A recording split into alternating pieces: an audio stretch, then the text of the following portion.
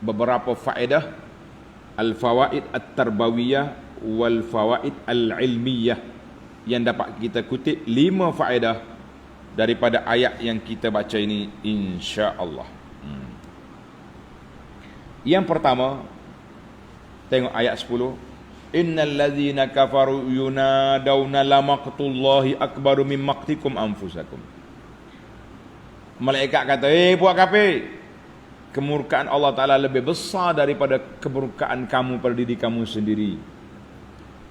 Kata di para ulama tadabbur, annal kafirin, orang kafir bila dia sedar, dia tahu dah, dia tengok dah azab depan mata dia panggil syahidu ayan, ataupun dia panggil haqqul yaqin, ainul yaqin, depan mata dia neraka lulu je.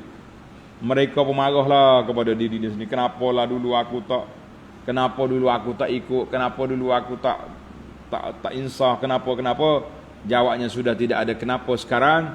Kita jangan sampai tengok azab baru nak menyesal. Tengok azab baru nak menyesal. Sebab biarlah kita marah diri kita, dia panggil mu'atabatun nafsi. Dalam istilah ulama tazkiyatun nafsi, dia kata mu'atabah. Mu'atabah ni kita cela diri kita sewaktu atas dunia. Contohnya, nak tidur malam ni, tuan-tuan dan puan-puan ambil pen ataupun buka note kita ni, daripada subuh tadi aku buat apa? Alhamdulillah sempat solat witir hijau, sempat solat 2 rakaat fajar, lepas subuh sempat lagi solat subuh berjamaah, alhamdulillah, sempat zikir pagi, sempat ikut kuliah Abu Anas contoh. Kemudian lepas tu okey lagi, sempat solat duha, keluar daripada rumah, pergi makan sarapan pagi, jumpa geng kawan, duk kutuk orang, tengok. Maknanya awalnya cantik, di tengahnya rusak. Ketika itu kita pergi lagi sampai ke malam, tengok mana. Jadi waktu di mana tempat kerusakan, kita mu'atabah, kita cela diri kita. Mu ni nafsu, tak habis-habis lagi mengumpat orang. Mu tahu ke tidak dosa besar? Kita beristighfar, kita tobat. Sebelum kita kena marah pada diri kita, sekarang sebelum kita marah di akhirat, yang fa'un nadam, yang tidak ada manfaat, segala penyesalan. Ini dia panggil kaedah. Kita baca ayat ini, kita tadabbur bahawa kita nak cela nafsu kita sekarang. Dengan cara kita buat senarai, orang panggil checklist, kan? Checklist. Tengok senarai. Hari ni alhamdulillah tak ada yang mencalarkan jiwa kita. Kita tak mengumpat orang, kita tak mengata orang. Kita kata alhamdulillah, kita kekalkan prestasi ni esok insya-Allah. Tidur dalam keadaan baik. Tapi kalau terjebak dengan benda tak baik, situlah kita mu'atabah dan kita muhasabah. Buat janji dengan Allah, esok aku tak nak ulang lagi benda yang sama. Boleh ke tak boleh? Kata insya-Allah boleh. Faedah yang kedua, tengok dalam ayat ini Allah kata apa?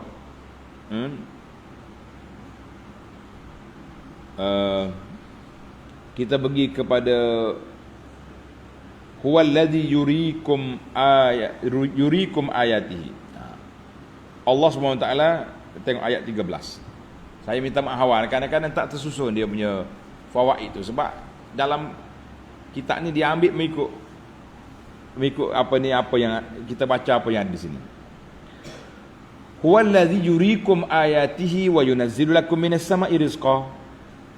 Allah kata, Allah yang turunkan kepada kamu tanda-tanda kekuasaan dan keesaan Allah Azza wa Jalla. Kemudian barulah dia mari tanda-tanda rezeki.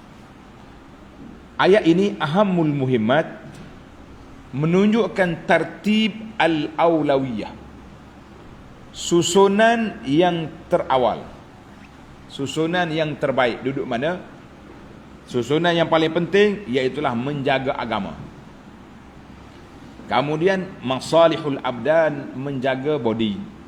Maka Allah Ta'ala yang jaga kepentingan agama hamba-hamba dia, dibawanya kepada kita ayat bayinat, keterangan-keterangan yang nyata, keterangan yang jelas.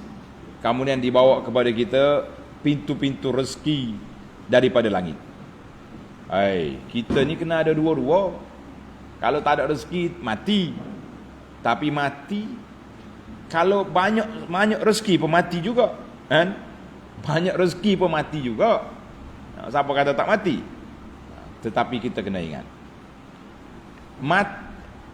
tak ada hidayah, ayatul hidayah tidak ada. Orang ni kalau hidup atas dunia mewah pun, masuk dalam kubur kena azab, masuk dalam di akhirat kena neraka, na'udzubillah, yang berpanjangan. Tapi orang yang tak cukup makan, mati atas dunia, kalau dia beriman, senang dia dalam di akhirat. Namun begitu, Allah Ta'ala sebut dua-dua di sini bahawa penting berlaku. Dia panggil makanan ruh penting, makanan jasmani, jasad pun penting. Jangan kata tak apalah aku ni tak makan apa tak apa, biarnya mati gitulah. Tidak dibenarkan untuk mati tanpa sebab yang dibenarkan oleh syarak. Jangan main, jangan bunuh diri, tidak ada. Maka di sini dia panggil maslahah. Tartib maslahah.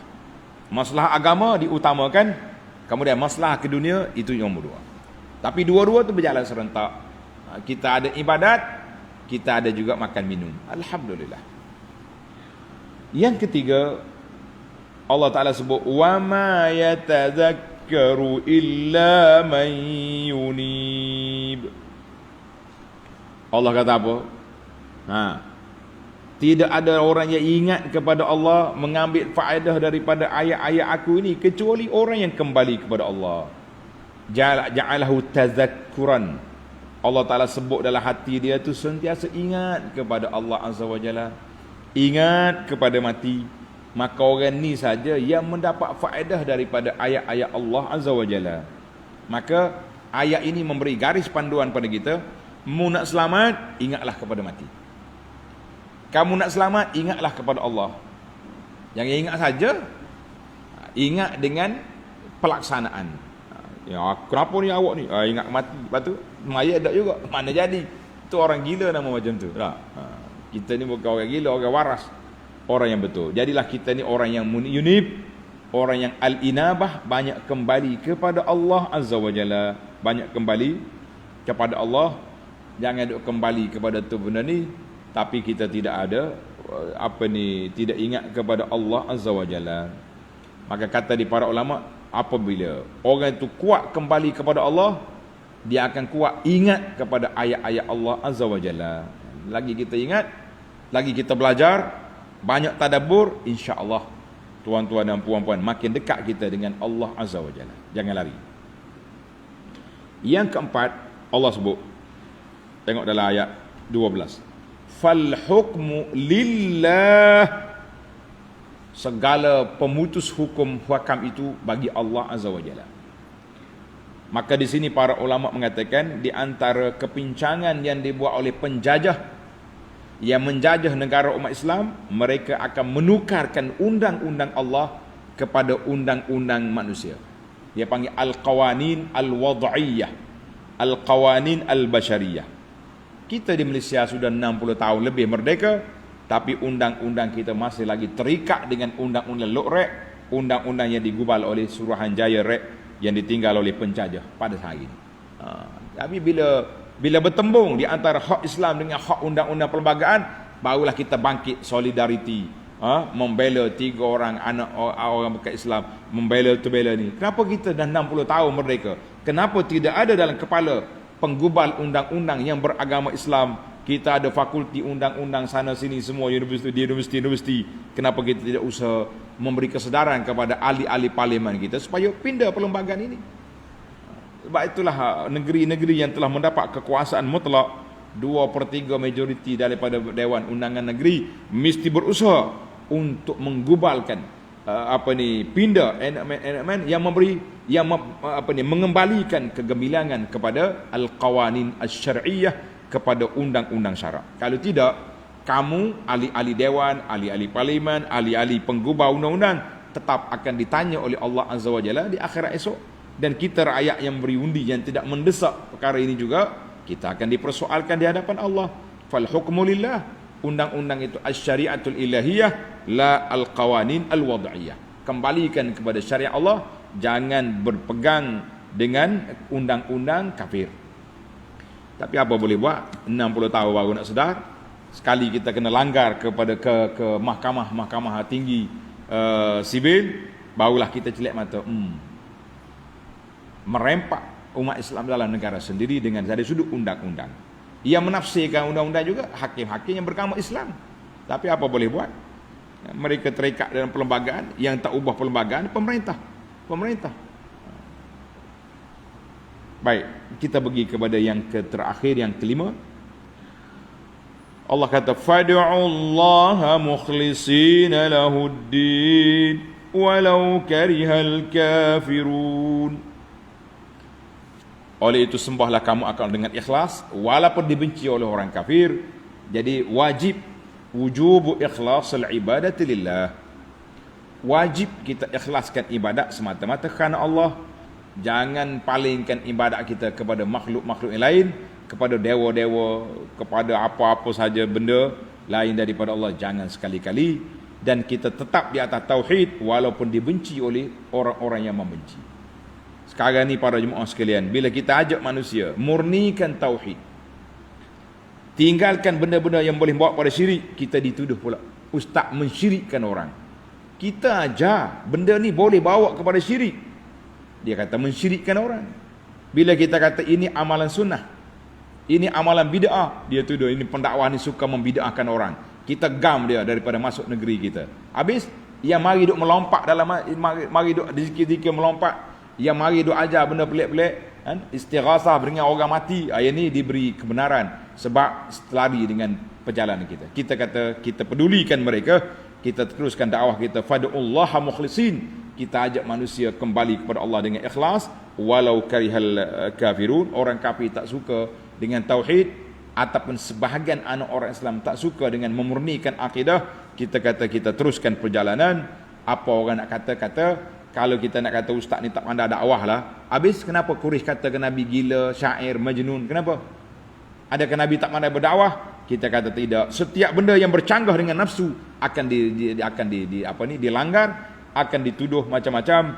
Bersabarlah para ahli sunnah, orang yang mengajak manusia kepada sunnah. Sebagaimana kata Imam Al-Bukhari rahimahullah, isbiru ya ahli sunnah, sabarlah pada pencinta sunnah, kamu dalam keadaan sedikit, yang ramainya orang-orang yang suka melompat. Wallahu alam. Tamaklah 5 faedah daripada ayat yang kita baca ini.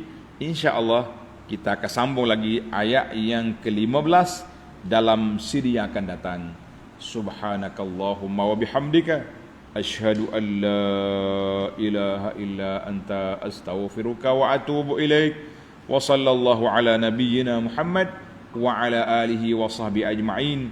Walhamdulillahi rabbil alamin. Wassalamu alaikum warahmatullahi wabarakatuh.